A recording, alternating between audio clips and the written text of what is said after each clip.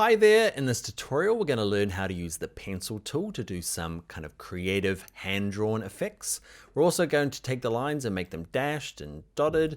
We'll also do things like this with a kind of swooshy, add arrowheads, okay, hopefully yours will look nicer than my ones. And we're going to go and do that now in this tutorial. All right, let's jump in. All right, so let's get started. Let's go to File, let's go to New. We're going to have our print document, it's going to be letter, and it's going to be landscape. Okay, let's click Create. Let's bring in an image, so File, Place. Okay, and the difference in this case is we did before, we're going to use Drawing 1, and in previous tutorials, if you've watched them, we've clicked on Template, and that kind of puts it on its own layer, it fades it out a little bit, and locks it so that it's easy to draw over the top of. We don't want the kind of fading part of it, so we can't use Template. We're just going to leave Drawing 1, we're going to click Place. Okay, and you can click and drag out and that'll give you like a specific size, or if you click once, like I'm going to do here, it's going to kind of just put it in at its full size.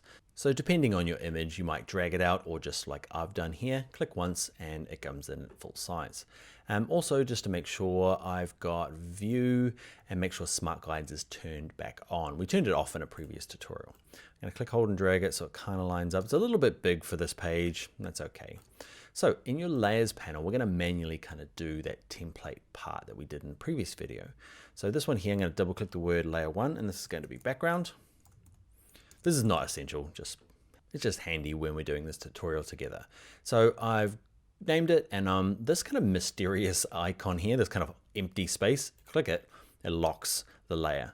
Okay, so you just meant to know that that's the place to click. And I'm going to make a new layer. There's a little turned up page down the bottom here. I'm going to click on that once. Okay, I've got layer 2. And I'm just going to double click layer 2 and call this one drawing. Okay, and I know I'm on this layer because it's blue. So the pencil tool is this guy here. Okay, underneath our paintbrush tool, you might find you've got the shaper tool, okay, out by default. So click, hold it down and grab the pencil tool.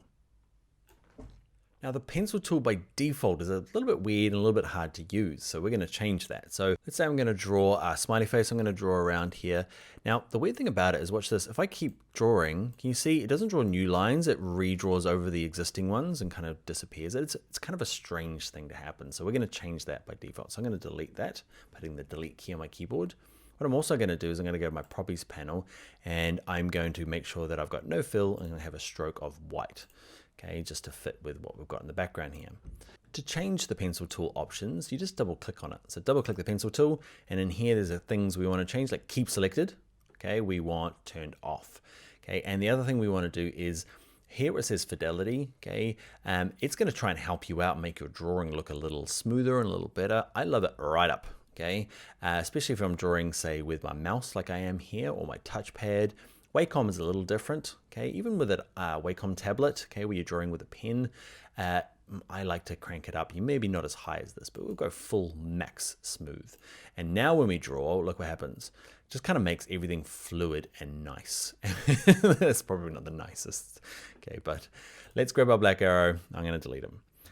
What I'd like to do here is just some kind of freeform. I'm going to do flames out the bike for no good reason, but you can see when I draw and I let go, it's done quite a nice job. And what I'm going to do is actually do one piece, and watch when I let go, kind of smooths that out nice. So my flames are going to be terrible. What I'd like to do is, instead of doing them in one go, I'd like to have two parts. It's just going to help us when we do the next bit of example, when we have a little look at brushes. So I'm just going to kind of draw these flames. Now I really want to go grab my Wacom tablet here because this is looking pretty bad. These are meant to be flames, by the way. Looks like a pineapple's growing out the back. It totally looks like a pineapple. That's okay. What we're going to do is look at some of the techniques for stroke. So some of the first things you need to know about drawing lines like this is, with the black arrow, let's select them all. And because we've got the background layer locked, okay, it doesn't select any of that stuff. So I've got them selected, and over here under our properties panel, okay, the basics are stroke. We've got our stroke weight, which we looked in at a earlier example. Okay, I'm going to crank it up to say 6 points just so I can show you some of these other options for stroke. Now to open up all the advanced settings for stroke, you just click on the word stroke and it kind of opens them all up. If you want to go a different way, there's a way of opening up that panel forever by going to Window and open up stroke. So if you're getting sick of having to open it and you've got a big enough computer, okay, you can just go to Window and stroke, and it's only giving you the tiny options. Weird, I know. But if you double click the word stroke, double click it again, it's got like 3 modes, 4 modes, small version, stupid version, massive version. I don't know why they've got these different versions. Okay, but if you keep clicking on it, you'll find that's the like big version. I'm going to use this option in here, okay, just so it collapses back in and better use of my space. So I'm going to click on it, and the first thing we're going to look at is the capping. Okay, so this changes quite a bit of the look. So I'm going to zoom in a little bit of my pineapple flames. Okay, so I'm going to click on stroke. By default, you're going to have what's called a butt cap. Okay, right there, butt cap. Unfortunately named, and it's this kind of just flat at the end. And if I click this next one, rounded cap, can you see I'm going to go on, off, on, off. Just kind of rounds off the ends, and that's really nice, especially when you get a low stroke, okay, a small stroke like this, and you just don't want to have like really pointy ends or butt caps. Okay, just kind of curves it off a little bit nicely. I'm going to go back up to 6 points. Let's have a little look at some of the other options. So butt cap is flat at the end. This one here I very rarely use. Projecting cap kind of goes out past the line, ends here, and it goes back past. So let's go butt cap, projecting cap. I think I just like saying butt cap. Okay, projecting cap. Actually, I'm going to leave it on butt cap. Okay, and we've got these corners here. So lots of these lines aren't corners, they're just straight lines. This one here's a corner, and did I do any other ones? I think just this one here. Look what happens when I change it from a corner of a mitered join to a round join. Okay, can you see where it goes around this curve? It's rounded on the edge. Okay, so the joins are different. And this last one here kind of bevels it off like an edge. I never use that one either. So either of those first two are quite good.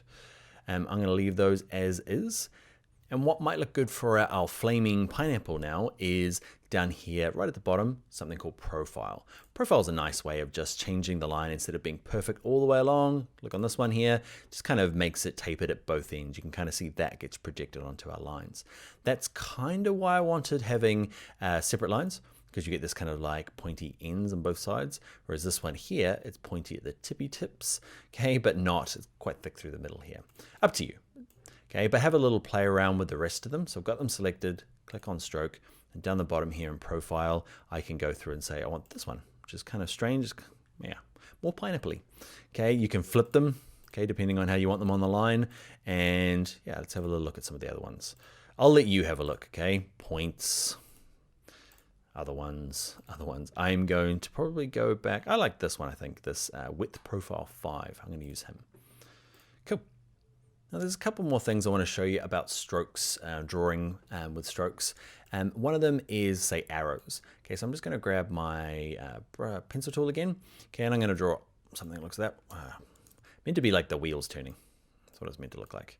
Okay, that's okay. Okay, with it selected, I'm going to grab my black arrow. I'm going to click both of these by dragging a box around them. And what I'll do is go to stroke. And this one here, arrowheads, are quite important. Well, quite useful, okay? So with it selected, the 2 lines, you've got a beginning and an ending. And it really depends on which way you started drawing. Play with both. Okay, I'm going to go arrow here. It's kind of not the way I wanted it. So that's actually the end, not the beginning. I want it turning this way. Okay, so if you scroll down the arrowheads, eventually they turn into the kind of tail ends of the arrow. And this is going to look better for the beginning. Okay, and by better, it's a pretty wonky arrow. I'm going for this hand-drawn look. Okay, so profile as well, I might go through and try and make it look nicer. Now, you can see I added that kind of profile the same as this one over here, but it just doesn't look the same if I click off. Okay, it's quite thin. It just means the stroke width isn't that high. So with them selected, I'm going to raise the stroke width. Now, what happens with arrowheads is that by default, they've got a weird proportion to the line. Okay, so a 4-point arrowhead's really big. So when I click on stroke, there's a percentage underneath both of these ends. And you can see if I scale this one down, it's going pretty slow. So I'm going to toggle it down to maybe, say, 20% of the line and 20% of the line. Why? Because that looks a bit weird, but I want to increase this kind of stroke width. Okay, and maybe flip it across. I don't know, I've made really ugly lines. But you're getting the sense of it, right? With you can add arrowheads, easy peasy. Okay, next thing we're going to do is we're going to look at dashed and dotted lines, and we're going to try and make it look better. Like, I promise you, when I practiced this, I had flames out the back and cool arrows. It's turned not so good in actual practice. All right, so what we're going to do is do a little dotted line around here, so it looks like it's cut it. Not dotted line, a dashed line, so it looks like she could be cut out. So pencil tool again, I'm going to just draw a really rough kind of line around the outside. Line around the outside. Mouse stopped at the edge of the desk, and we're going around. Okay, back to the beginning. The cool thing about going back to the beginning, watch this. Remember that little icon with a circle? See that changes there? That kind of shows you it's going to kind of complete it. Cool. So not hard. If I select on the line and I click on stroke, there is a dashed line. Click on it, magically dashed. If I click off, okay, dashed line. There's a couple of things you might want to do with a dashed line. So I've got it selected. I'm going to increase it so I can show you. And back under stroke, things like the rounded cap. Can you see the difference between those two? Depending on what you want to do. The other thing is that the dashed line here, if you leave, it's just going to do 12 and 12. So 12 points and then a gap of 12 points. You can increase this. Okay, so maybe 22. Okay, and it's just going to do 22 points and 22 points. You could have a smaller gap. Say I want 10. So it's going to have smaller gaps and larger kind of dots or dashes. Okay, you can do the opposite. So the dash can be quite small, so maybe 2 point, and the gap's going to be quite big. Okay, depending on what you want to do. I feel like that's kind of like a zipper detail or Frankenstein stitches, one or the other. Let's go back up. I'm going to do 12 and 12. Now you don't have to, if you want them to be identical, you can just leave 12 and it will kind of guess that then what you mean by the gap is 12. Let's look at dotted lines.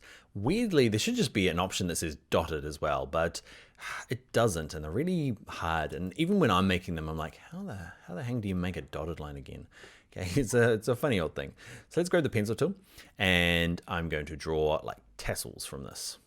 Okay, I'm going to grab my black arrow, select both of these, and get rid of the dashes. So click on stroke. You might not have yours. Okay, so let's turn it off. So straight line. I'm going to have my weight at about 4 point. Now, weird thing is dotted is actually part of dashed. Okay, which doesn't make a whole lot of sense. But if you make the dash 0 and you make the gap anything, so 12, it makes kind of dots.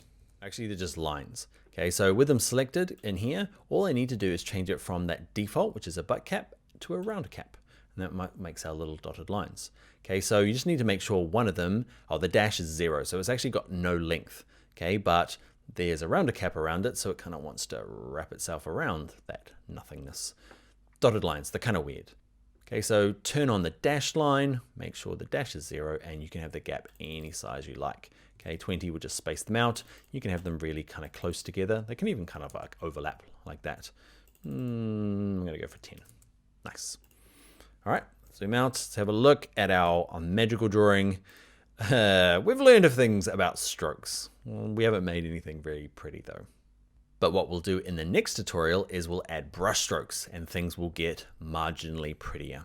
So let's go and do that now in the next tutorial.